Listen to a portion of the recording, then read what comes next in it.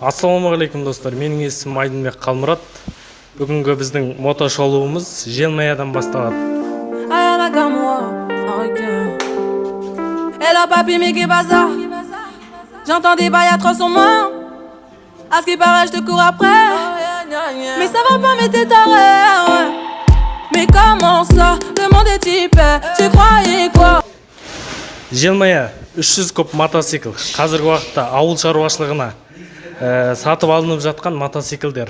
Бұл мотоциклдер негізі 125 кубтан жоғары ауыл шаруашылығына алып жатыр кісілер.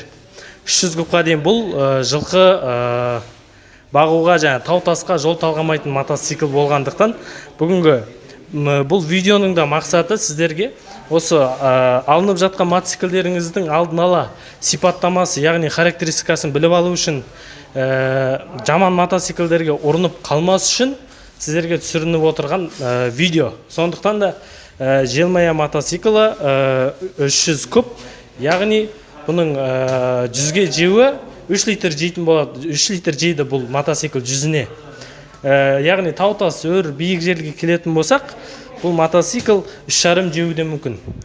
Енді мотоцикл сипаттамасын айтып өтейін. Алдыңғысы 21 доңғалақтың размері. Списпен дейді, яғни мынандай титанка емес, мынандай списпен болады. И тормозы жидкость. И потом мына жерде көріп отырсақ, обычный пластмассовый дизайн деуге болады. И потом кетті бұл жерде алдыңғы стойка. Қарап отырсаңыз, бұл обычный емес, бұл стойка үлкен.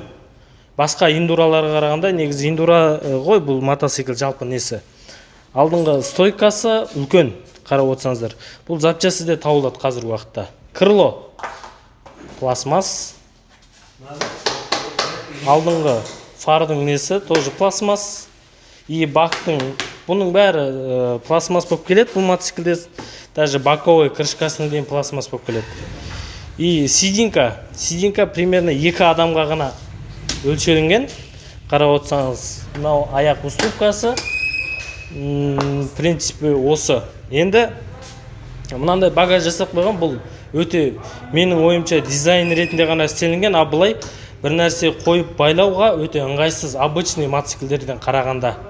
Оны да алдағы уақытта көрсететін болам. И қарап отырсақ, артында подфарник, білмеймін не үшін ұзын қылып жасаған, бірақ өте бұл ауыл шаруашылығына келмейтін мотоцикл, менің ойымша. Арты тоже списпен, тоже арты үлкен жалпақ, протекторның бәрі өте үлкен, ауылға тасқа енді мықты деуге болады бұны. Енді моторға келетін болсақ, мотор 300 куб, яғни тартысы, обороты жағынан бұл қазіргі уақытта сатылымда ең обороты мощный, обороты мықты болып саналады осы мотоцикл. Глушитель, яғни моржасы басқа классикалардан қарағанда жоғары тура орындықтың астына орналасқан. Тағы не айтуға болады, комментарияға жазып кетулеріңізге де болады. Тағы не қалды, не қосу керек. И бұл мотоциклде қарап отырсақ, бір үлкен плюс деуге болады. Бұл автозавод және сигнализация. Көрдіңіздер ме? И бұл мотоциклдің пульті Mercedes S-класстардан қарағанда да мықтырақ қылып жасалынғанда. Бұл енді көп уақытқа дейін шыдамаса да, бірақ плюс болып саналады да.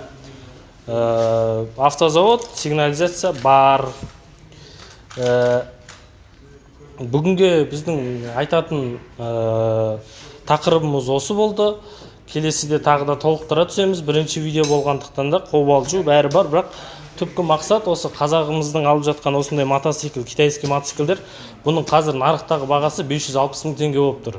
Және соған бұл татима, татымай ма, соған біз шолу жасау арқылы сіздерге ой тастап мотоциклдеріңізді тезірек таңдауға біз осындай видео түсіріп отырмыз. Сондықтан бізбен бірге болыңыздар, видеоны таратыңыздар, лайк басыңыздар, комментарий жазыңыздар.